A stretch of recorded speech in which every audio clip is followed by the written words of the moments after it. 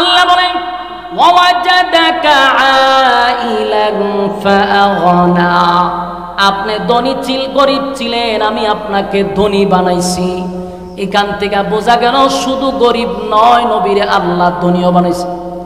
আম্মা জান খাদিজা ওয়াটার সম্পত্তির মালিক ছিল। আম্মা জান খাদিজা উনি কিন্তু একজন শিল্পপতি মহিলা ছিল। নবীর কাছে বিবাহ বসার পরে, ইসলাম ধর্ম গ্রহণ করার পরে আম্মা জান খাদিজার যত সম্পত্তি আছে সব নবীর জন্য দিয়া দিছে। আম্মা জান খাদিজা বলেন, পয়গম্বর আমার যত সম্পদ আছে সব ইসলামের জন্য আমি দিয়া দিলাম, আপনার যেখানে মনে চায় সেখানে আপনি খরচ করবেন। সুবহানাল্লাহ। আমার যুবক ভাইরা, আল্লাহ রাব্বুল আলামিন তার বন্ধুরে খুশি করার জন্য এইভাবে একে একে সব কথাগুলি তুলে ধরলেন। ওয়াজাদাকা আইলান ফাআগনা, আপনি গরিব ছিলেন, আপনাকে আমি ধনী বানাইছি। এরপর আল্লাহ বলেন ফাআম্মাল ইয়াতীমা ফালা তাকহার, এখানে আরেকটা কথা হলো, আল্লাহ বলেন বন্ধু আপনি এতিম ছিলেন, তাই এতিমের প্রতি আপনি কঠোর হইয়েন না। এটা শুধু নবীকে বলে নাই, কিয়ামত পর্যন্ত সমস্ত উম্মতি মুহাম্মদীকে উদ্দেশ্য করে আল্লাহ বলেন এতিম যারা আছে রে, তাদের উপরে কঠোর হওয়া যাবে না, তাদের উপরে বিরক্ত হওয়া যাবে না, তাদের হক নষ্ট করা যাবে না, তাদের সম্পত্তি মাইরা খাওয়া যাবে না, এতিমদের প্রতি কঠোর হওয়া যাবে না। আজকে কোটি কোটি কোটি কোটি টাকার মালিক, ঢাকা শহরে বাড়ির অভাব নাই, টাকা পয়সার অভাব নাই, বাড়ির পাশে এতিমরা না খাইয়া ঘুমায়, বাড়ির মালিকের খবর নাই। আল্লাহ বলে বান্দা শোন, টাকা দিয়া পরীক্ষা করি, কাউরে গরিব বানায়া পরীক্ষা করি রে, কাউরে টাকা বাড়ি গাড়ি দিয়া পরীক্ষা করি। একদিন আমার কাছে আসতে হবে, হিসাব আমার কাছে দিতে হবে। আমি তোরে 10 তলা বিল্ডিং এ বসাইয়া কুরমা পোলাও খাওয়াইলাম, আর নিচের তলায় এতিম বাচ্চারা না খাইয়া ঘুমায়, একটা বার তুই খবর নিলি না। বন্ধা শুন, যতই নামের আগে তুই হাসি লাগাস, বান্দারে আমার কাছে তোর কোনো দাম নাই। জান্না রাখিস, কিয়ামতের ময়দানে আমি আল্লাহর সামনে পাই পাই করে হিসাব দিতে হবে। হিসাব না দিয়া সামনে আগানোর কোনো সিস্টেম নাই। কত মাদ্রাসা আছে দেখবেন, এতিমখানা আছে, মা নাই বাবা নাই, দেখার মতো বাচ্চাটারে কেউ নাই। এরকম মাঝে মধ্যে অনেক এতিম আমার মাদ্রাসায় ঢুকছে। আমি গত কিছুদিন আগে পরীক্ষার ছুটি দিছি, কিন্তু হঠাৎ করে দেখি 2 জন বইয়ে রয়েছে, এরা বাড়ির যায় না। কিদারে তোরা বাড়ির গেলে না কা? এখন দিহি মুসামুসি করে, বেশি যখন জিজ্ঞেছি বাড়ির যাও না, এখন খাইতে দিছে, এখন দি চোখ দিয়ে পানি করে। আমার আশ্চর্য লাগে, খান্দোস কা? কেউ মারছে? হুজুরে ধমকাইছে না? টেকা নাই কর দিয়া দি, খানতেছে। পরে আমি সাহুজরা হুজুর যাইব গো, মা ও নাই বাবা নাই, ছাঁচা একটা এনে দিয়া গেছি, আর ভর্তির পরে আর আইছে না, আয়া দেখছেও না, তখন যাইতো গো, টেকাও নাই পড়। এরকম অসংখ্য এতিম, এতিমখানা মাদ্রাসা আছে, মাঝে মধ্যে যাবেন, তাদের সাথে একবেলা বসে খাইবেন। বাড়িতে বউ বাচ্চা নিয়ে খান। বহু মাদ্রাসায় আছে রে, এতিম বাচ্চা আছে, মাও নাই বাবাও নাই, বছরের পর বছর ওই বাচ্চাগুলি মা বাবার সঙ্গে বৈশা খাইল না। মা বাবার সঙ্গে বৈশা খাওয়ার আনন্দ তাদের কপালে নাই। তাই টাকাওয়ালা ভাই, নিজের সন্তানগুলি আছে, আপনার সন্তান যদি এতিম হয়ে যেত কেমনটা লাগতো। তাই মাঝে মধ্যে নিয়ত করবেন, আজকে অমুক মাদ্রাসায় গিয়ে দুপুরে একবেলা খাবো, এতিম বাচ্চাদেরকে খাওয়াবো, নিজে খাবো। এটার মধ্যে একটা আনন্দ আছে।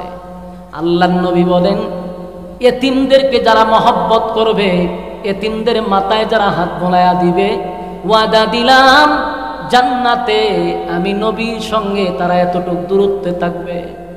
সুবহানাল্লাহ। বাড়িতে আল্লাহর নবী 2টা আঙ্গুল দেখাইল, এতটুক দূরত্বে আমি আর নবী, আমি আর আমার উম্মত থাকবো।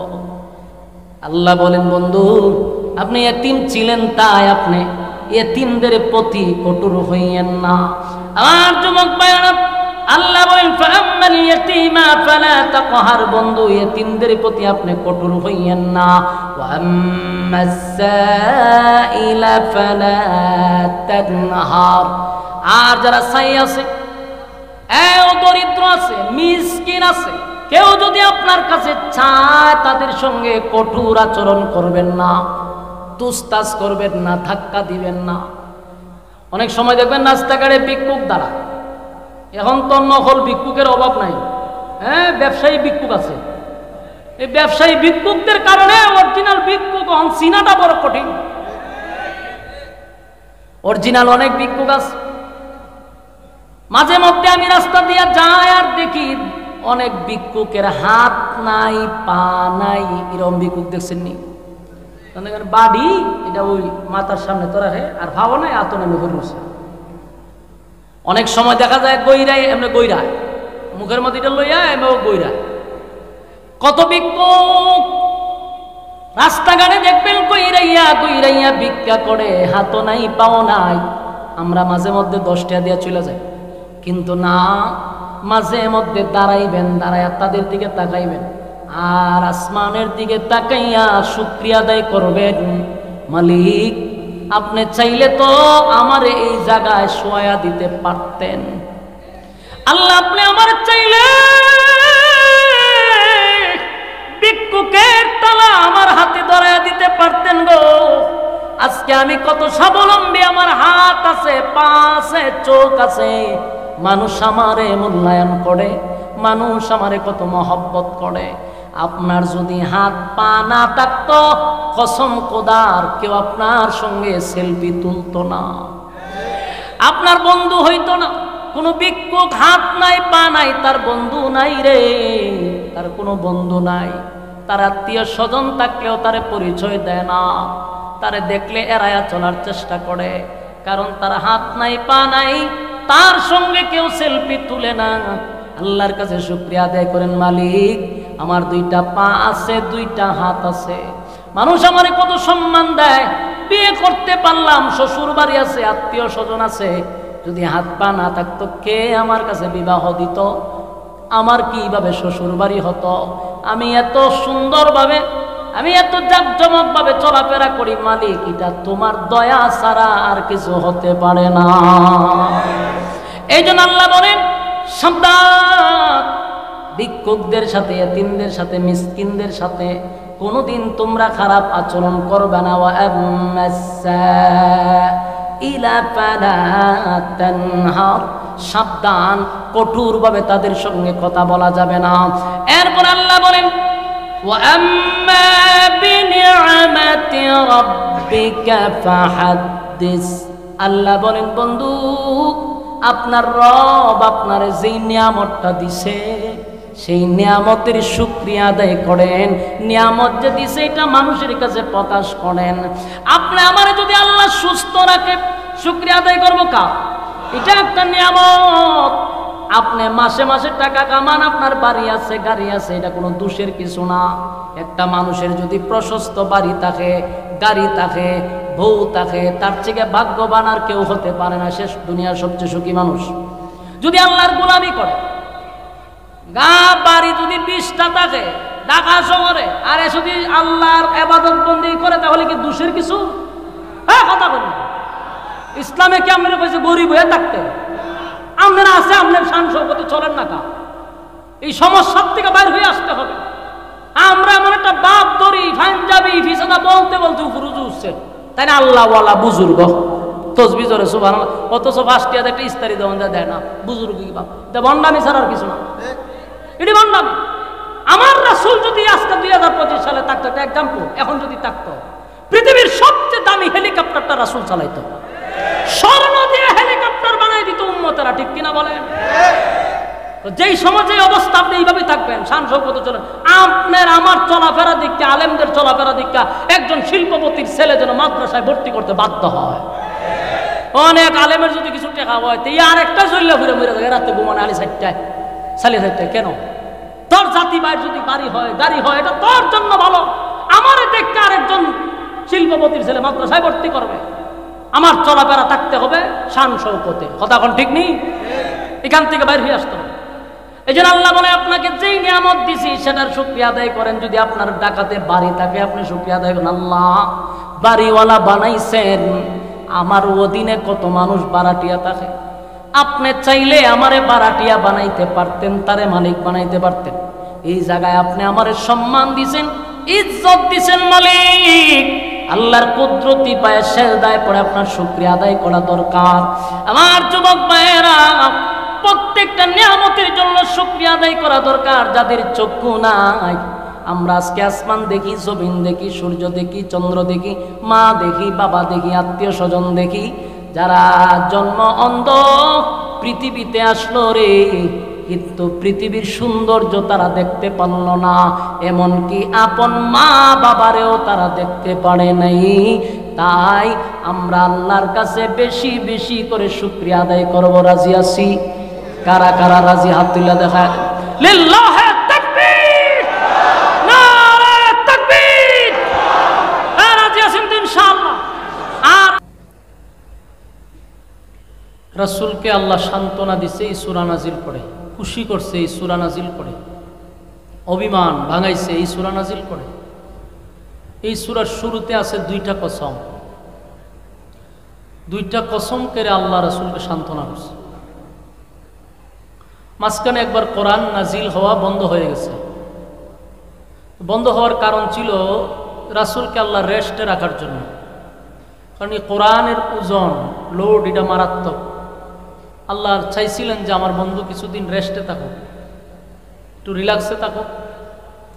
কোরআন নাজিল হওয়া বন্ধ হয়ে গেছে। এই কোরআন নাজিল হওয়া বন্ধ হওয়ার কারণে মূর্তি পূজারীরা রাসূলকে বিভিন্নভাবে অপবাদ দিতে লাগলো, গালমন্দ করতে লাগলো। কেউ বলতেছে মুহাম্মদের আল্লাহ মুহাম্মদকে ভুলে গেছে, আর রাসূলের আপন চাচি উম্মে জামিল রাসূলকে উদ্দেশ্য করে বলতেছে যে আপনার কাছে একটা শয়তান আসতো, এখন আর আসে না। আসেনি? নাউজুবিল্লাহ। তার মানে জিবরাইল কইছে। কত বেয়াদব মহিলা। তো এরকম বিভিন্ন জায়গায় রাসূলের বিরুদ্ধে অপবাদ দেওয়া শুরু করলো, গালমন্দ করতে লাগলো। রাসূল নিজেও একটা পর্যায়ে কান্না শুরু করছে। এর পিছনে আরেকটা কারণ ছিল, মক্কার কিছু মূর্তি পূজারীদের তিনটা প্রশ্ন ছিল, যে প্রশ্নগুলা মদিনার এক ইহুদি পাদ্রী তাদেরকে বইলা দিছে যে আপনারা এই তিনটা প্রশ্ন করবেন আব্দুল্লাহর পুত্র মুহাম্মদকে সাল্লাল্লাহু আলাইহি ওয়াসাল্লাম। যদি তিন প্রশ্নের জবাব উনি দিতে পারে তাহলে বুঝবেন উনি আল্লাহর পয়গম্বর, সন্দেহ নাই।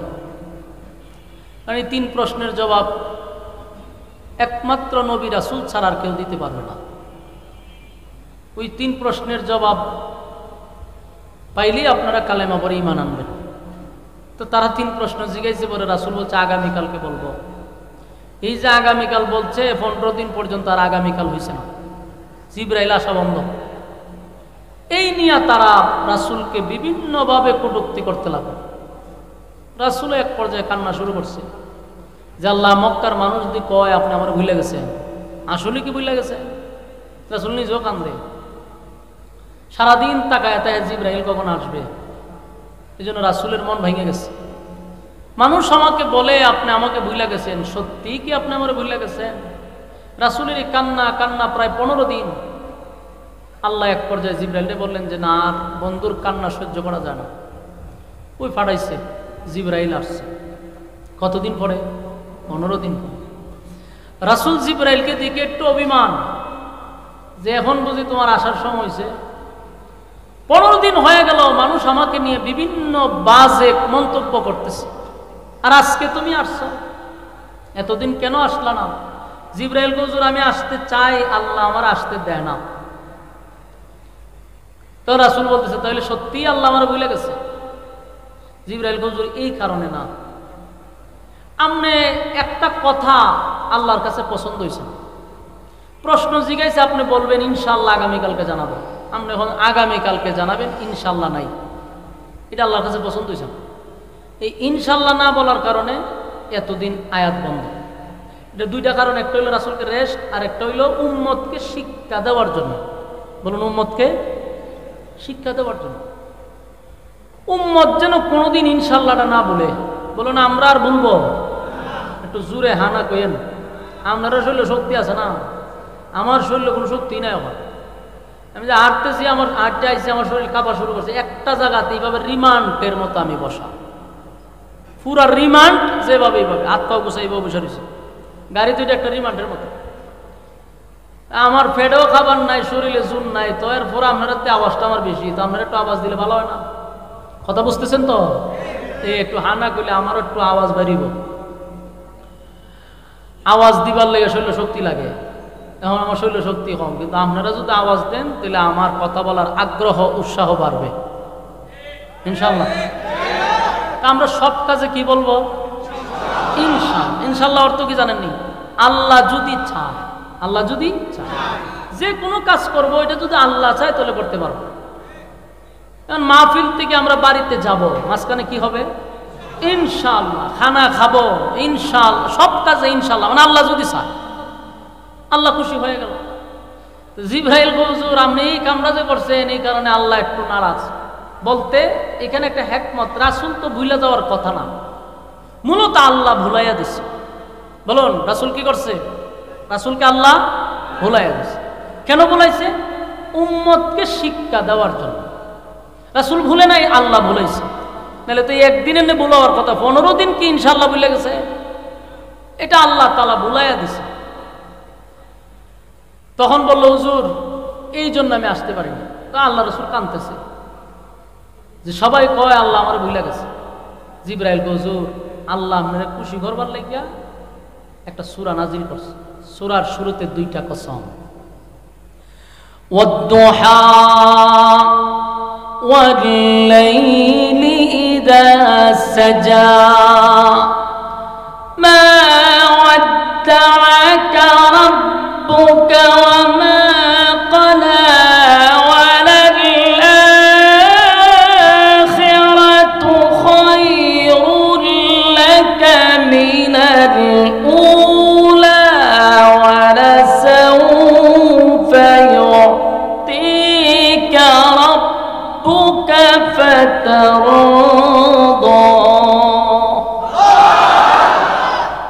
আল্লাহ রাব্বুল আলামিন সূরা নাজিল করছে। প্রথম কসম কয়টা? জোরে কয়? 2টা কসম। ওয়াদ-দুহা সূর্যের আলোর কসম, ওয়াল-লাইলি ইযা সাজা রাতের অন্ধকারের কসম। এই ওয়াদ-দুহার আরেকটা ব্যাখ্যা, ওয়াদ-দুহার আরেকটা ব্যাখ্যা হইল রাসূল আপনার সুন্দর উজ্জ্বল চেহারার কসম। সুবহানাল্লাহ। আল্লাহ রাব্বুল আলামিন বলেন বন্ধু আপনার উজ্জ্বল সুন্দর চেহারার কসম।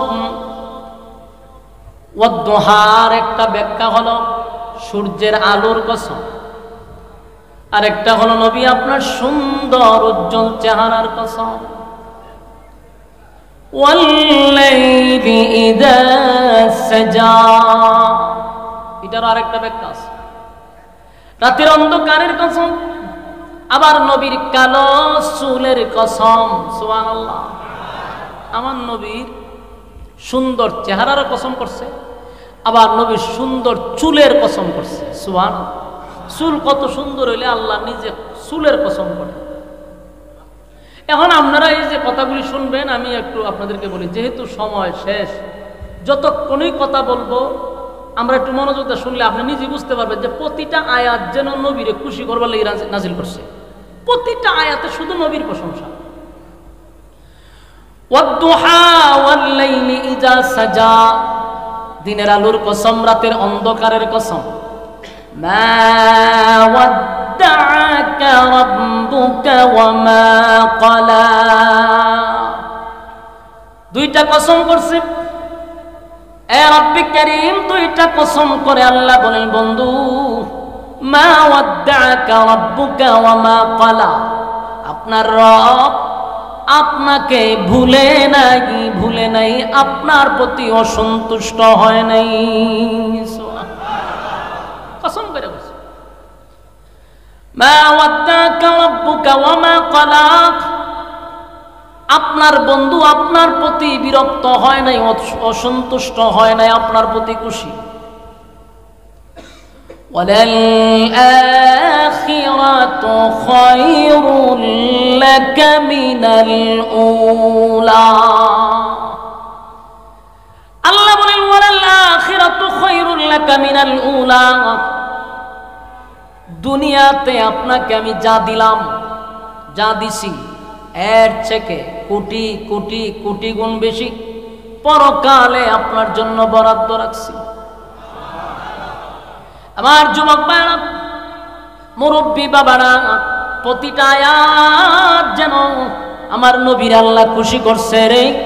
আল্লাহ কয় আপনাকে দুনিয়ায় যা দিছি গো, কোটি কোটি গুণ বেশি বরাদ্দ রাখছি পরকালে।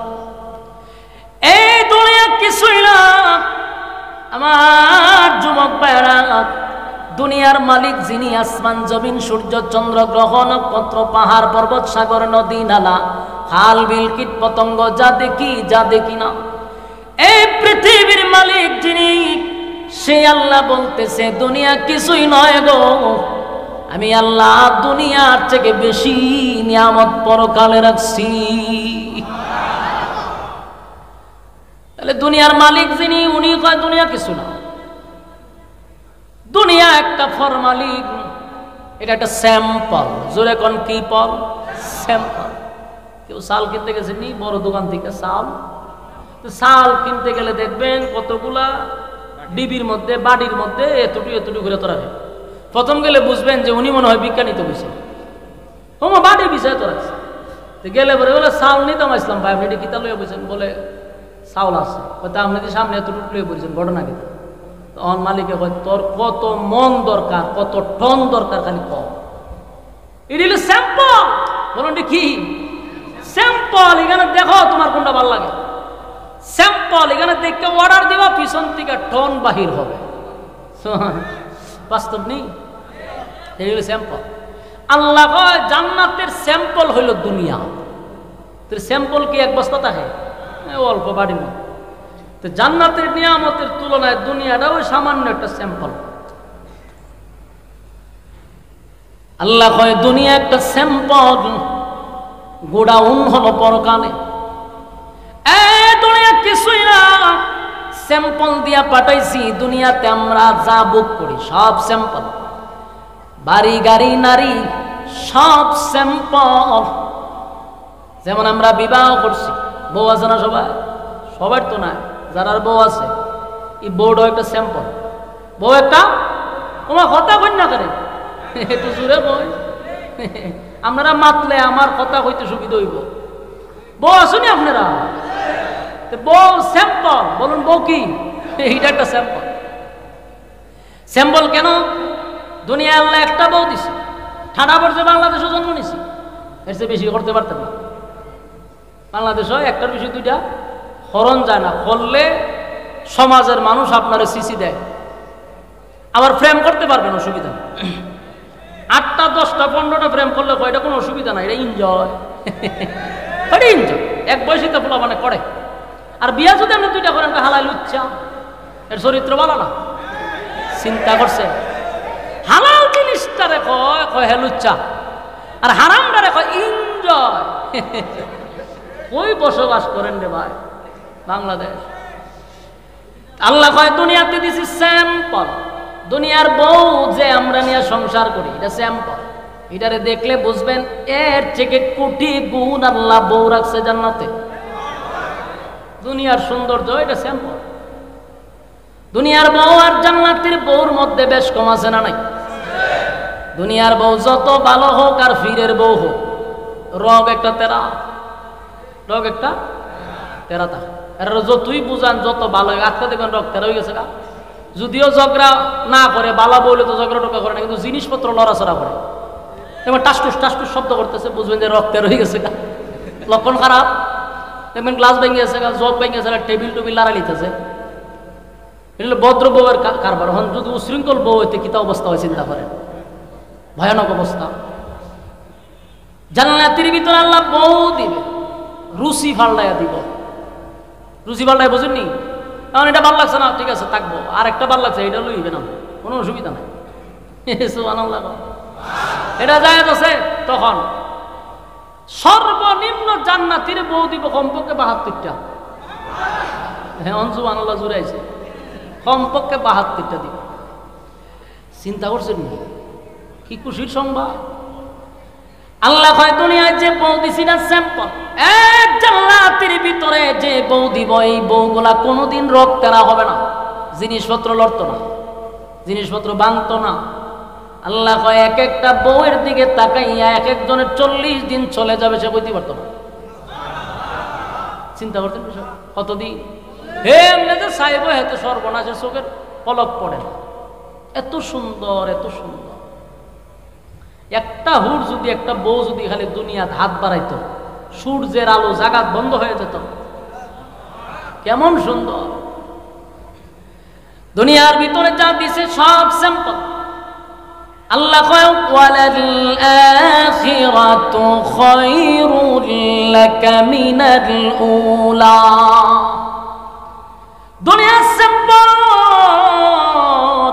যা দিছি কোটি কোটি গুণ বেশি আমি পরকালে বরাদ্দ রাখছি। দুনিয়াতে যাদের বাড়ি আছে ঢাকা শহরে 8 তালা 10 তালা 20 তালা, এটাও স্যাম্পল।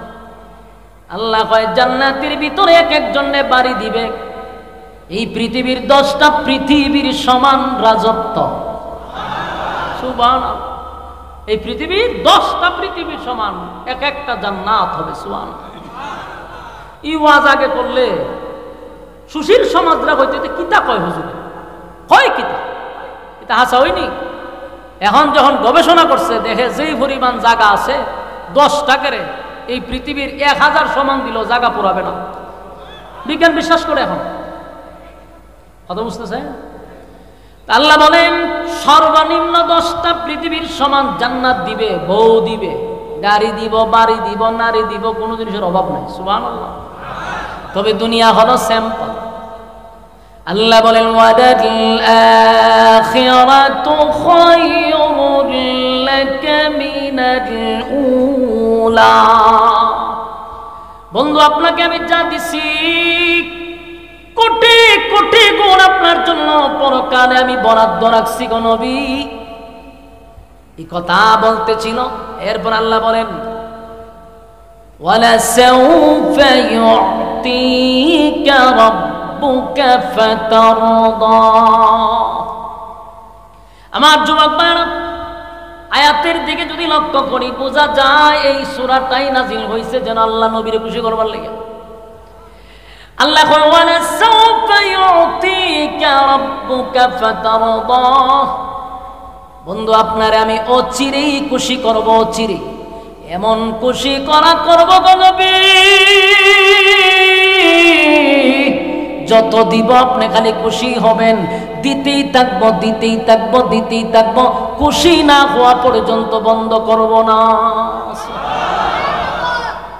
তাফসীর কারকরা বলেন এর দুইটা ব্যাখ্যা হইতে পারে। একটা হয়তো মক্কা বিজয়, আর একটা হলো মেরাজের রজনী। আরো অনেক কথা বলছে আল্লাহ তাআলা, আরো খুশি করবেন যে বলছে এটার একটা কারণ তারা ও চিরি খুশি করবে, তার মানে মক্কা বিজয়। অথবা ওই যে আল্লাহ 7 আসমানে ইনভাইট করছে, দাওয়াত দিয়ে নিছে না 7 আসমানও, এটার সুসংবাদ হয়তো বা নবীরে বুঝাইছে। আরেকটা কারণ হতে পারে কিয়ামতের কঠিন ময়দানে বন্ধুকে খুশি করার জন্য আল্লাহ বলবে বন্ধু আজকে আপনাকে আমি শুধু খুশি করব, বলুন আপনি কেমনে খুশি হবেন, কি দিলে খুশি হবেন? আল্লাহর হাবিব তখন বলবে মালিক আমি ততক্ষণ না পর্যন্ত খুশি হব না যতক্ষণ আমার উম্মত সব জান্নাতে যাবে না। আমার নবীর কত মায়া। আর একটা গুনাহগার উম্মত যদি জাহান্নামে থাকে গো, আমি নবী খুশি হব না। আপনি আমার উম্মত গুলাকে জান্নাতে দেন, আমি নবী খুশি হব। আল্লাহ তখন বলবে বন্ধু অর্ডার দিলাম, আপনার যারে খুশি তারে লইয়া আপনি জান্নাতে যান। সুবহানাল্লাহ। দিয়া দিব সুপারিশের অধিকার, যান আপনি সুপারিশ করে লইয়া যান। আমার হাবিবকে আল্লাহ এত পাওয়ার দিছে, বন্ধুরে খুশি করার জন্য আল্লাহ বলেন আপনার যারে খুশি তারে লইয়া জান্নাতে যান, কোনো বাধা নাই, সুপারিশের অর্ডার দিয়ে দিলাম। অথচ আদম নবীর থেকে নিয়ে ঈসা রূহুল্লাহ পর্যন্ত জান্নাতের গেটের সামনে দাঁড়ায় থাকবে রে, জান্নাতের দারোয়ান গেট খুলবে না যতক্ষণ না পর্যন্ত আমার নবীর জান্নাতের গেটের সামনে না পৌঁছবে, ততক্ষণ গেটই খুলবে না। কত ভাবার সুবহানাল্লাহ। একটা খুশি আর একটা হলো মেরাজের রজনীতে বন্ধুরে ইনভাইট করে 7 আসমান টপকাইয়া সিদরাতুল মুনতাহা টপকাইয়া আরশে আজিমে নিয়ে গেছে সুবহানাল্লাহ। জান্নাত জাহান্নাম ভ্রমণ করাইছে, এটা একটা খুশি। আর একটা খুশি হলো পরবর্তীতে আমার আল্লাহ মক্কা বিজয় দিছে সুবহানাল্লাহ। ইন্না ফাতাহনা লাকা ফাতহাম মুবিনা, বন্ধুরে খুশি করছে, নিশ্চয় আমি আপনাকে বিজয় দান করলাম। এটা হইতে পারে এটার একটা ইঙ্গিত। এজন্য ওয়ালা সাউফা ইউতিকা রাব্বুকা ফাতারদা। এরপর আল্লাহ বলেন আলাম ইয়াজিদকা ইয়াতীমান ফাআওয়া। আমার যুবক ভাইরা কথাগুলি একটু মনোযোগ দিয়ে শুনেন। এর আগের আয়াত বলছে ওয়ালা সাউফা ইউতিকা রাব্বুকা ফাতারদা আলাম ইয়াজিদকা ইয়াতীমান ফাআওয়া। এই আয়াত থেকে আল্লাহ কি বুঝাইতেছে? এখন যতগুলো আয়াত এগুলো অতীতের কথা, অতীতের কথা রাসূলকে শুনাইয়া আল্লাহ বুঝাইতেছে বন্ধু তখনও আপনাকে ভুলি নাই, আর এখন বলবো কেমনে? আপনি ইয়াতীম ছিলেন, আপনি তো ইয়াতীম ছিলেন, আমি আল্লাহ আপনাকে আশ্রয় দিছি। আপনি যে বলেন আপনারা আমি ভুলে গেছি, আপনারা কি আমি আশ্রয় দেই নাই? দেখবেন কোনো বন্ধুর সাথে যদি কোনো বন্ধুর ঘনিষ্ঠ সম্পর্ক হঠাৎ করে মাঝখানে একটু গ্যাপ হয়ে যাবে, মাঝে মধ্যে একটু গ্যাপ হয় না, অথবা অভিমান হয়, ঝগড়া হইলে তখন এক বন্ধু আরেক বন্ধুর কয় দেখ তুই যে সময় শিবু মার্কেটে দোকান দিছিলি তোর হাতে টাকা আসিস না, আমি তোরে 50,000 টাকা দিয়ে কিন্তু সাহায্য করছিলাম। বন্ধু তুই কিন্তু এরকম বিপদে পড়ছিলি, আমি তোর উন্ডার দিয়ে ধরে লই আসলাম। তুই হসপিটালে গেছিলি, কেউ যায় নাই, আমি গেছিলাম। এগুলা কেন বলে? বইলা বন্ধুরে বুঝাইতেছে আমি তোর প্রিয় লোক, বিপদের সময় আমি তোর কাজে আসলাম। কথা কই না দি?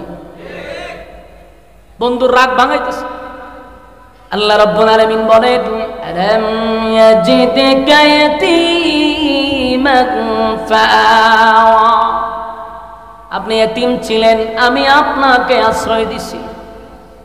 আমার নবী ছিলেন সমস্ত ইয়েতিমের সর্দার। পৃথিবীতে যত ইয়েতিম আছে সমস্ত ইয়েতিমদের মধ্যে আমার নবী হলো ইয়েতিমের সর্দার। ইয়েতিমের সবচেয়ে বেশি দুঃখ আমার নবীর থেকে কেউ বুঝে না।